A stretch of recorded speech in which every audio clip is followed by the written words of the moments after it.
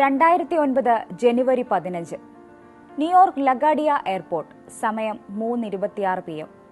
US എയർവേസിന്റെ cactus 1549 എന്ന വിമാനം 150 യാത്രക്കാരുമായി north കരോലിനയിലെ ഷാർലറ്റിലേക്ക് പുറപ്പെട്ടു.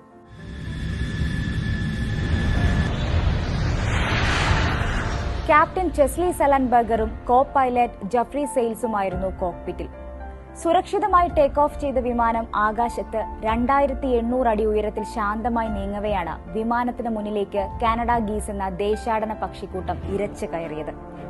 പൈലറ്റ്സിന് എന്തെങ്കിലും ചെയ്യാനാകും മുൻപ് ഏകദേശം 3 മുതൽ 6 കിലോഗ്രാം വരെ ഭാരം വരുന്ന ഒരു കൂട്ടം പക്ഷികൾ വിമാനത്തിലേക്ക് ഇടിച്ചു കയറി. വിമാനത്തിന്റെ 2 എഞ്ചിനുകളിലും പക്ഷികളുടെ അവശിഷ്ടം കുടുങ്ങി പ്രവർത്തനരഹിതമായി. എന്താണ് സംഭവിച്ചതെന്ന് മനസ്സിലാകും മുൻപ് വിമാനത്തിന്റെ നിയന്ത്രണം നഷ്ടമായി. ഉടൻ തന്നെ തിരികെ ലഗാഡിയ എയർപോർട്ടിലേക്ക് മടങ്ങാൻ ക്യാപ്റ്റന് എയർ ട്രാഫിക് കൺട്രോളിൽ നിന്ന് നിർദ്ദേശം ലഭിച്ചു. തിരികെ മടങ്ങാൻ നിർദ്ദേശം ലഭിച്ചെങ്കിലും 42 വർഷത്തെ പറക്കൽ വൈദഗ്ധ്യമുള്ള മുൻ മിലിറ്ററി പൈലറ്റായിരുന്ന ക്യാപ്റ്റൻ സള്ളിയുടെ മറുപടി മറ്റൊന്നായിരുന്നു.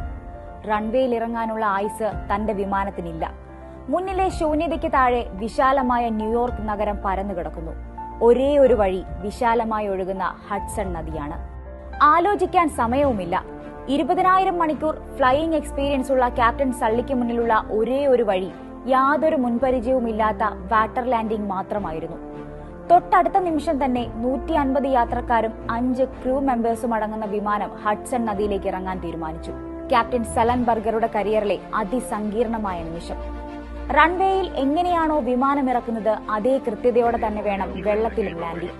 ഒന്ന് പാളിയാൽ വിമാനം തകരുകയോ മുങ്ങിപ്പോവുകയോ ചെയ്യാം.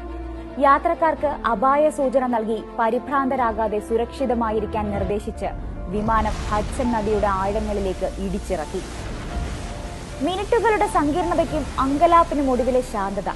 ഹഡ്സൺ നദിക്കുമീതെ ഒരു വലിയ മത്സ്യത്തെ പോലെ US എയർവേസിന്റെ കാക്ടസ് 1549 വിമാനം ശാന്തനായി. മനസാന്നിധ്യം വീണ്ടെടുത്ത് ക്യാപ്റ്റൻ സള്ളിയും ജീവനക്കാരും ചേർന്ന് വിമാനത്തിലെ മുഴുവൻ യാത്രക്കാരെയും സുരക്ഷിതരായി വിമാനത്തിന്റെ വിങ്സിലും സേഫ്റ്റി സ്ലൈഡ്സിലുമായി ഇറക്കി നിർത്തി.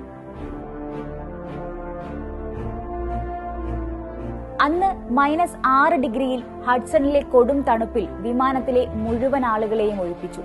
നദിയിലേക്ക് വീണ വിമാനത്തിനടുത്തേക്ക് ഞൊടിയിടയിൽ ന്യൂയോർക്ക് വാട്ടർവേയുടെ ബോട്ടുകൾ പാഞ്ഞെത്തി യാത്രക്കാരെ ജീവിതത്തിലേക്ക് വലിച്ചു കയറ്റി. മുഴുവൻ യാത്രക്കാരും ഇറങ്ങിയ ശേഷവും വിമാനത്തിനുള്ളിലൂടെ 2 റൗണ്ട് നടന്ന് ആരും ബാക്കിയില്ലെന്ന് ഉറപ്പിച്ച ശേഷമാണ് ക്യാപ്റ്റൻ സള്ളി ബോട്ടിലേക്ക് കയറിയത്. പിന്നെ നടന്നത് ചരിത്രമാണ്, അത്ഭുതമാണ്. ലോകമതിനെ മിറക്കിൾ ഓൺ ദി ഹഡ്സൺ എന്ന് വിളിച്ചു. ക്യാപ്റ്റൻ സള്ളിയുടെ നിശ്ചയദാർഢ്യവും US വ്യോമസേന പൈലറ്റായുള്ള അനുഭവ സമ്പത്തുമാണ് യന്ത്രത്തകരാറിലായ വിമാനം സുരക്ഷിതമായി ഇറക്കാൻ സഹായിച്ച ഘടകം. ടോം ഹാങ്സ് നായകനായി എത്തിയ സള്ളി എന്ന ചിത്രം 2009 നടന്ന സംഭവം അതേപടി പകർത്തിയിട്ടുണ്ട്. അപകടം നടന്ന് 10 വർഷം പൂർത്തിയായ ദിവസം കാക്ടസ് 1549 മുഴുവൻ യാത്രക്കാരും ക്യാപ്റ്റൻ സള്ളിയെയും ജഫ്രി സെയിൽസിനെയും കാണാനെത്തി. തിരികെ നൽകിയ ജീവന്റെ തുടിപ്പിന് നന്ദി പറയാൻ.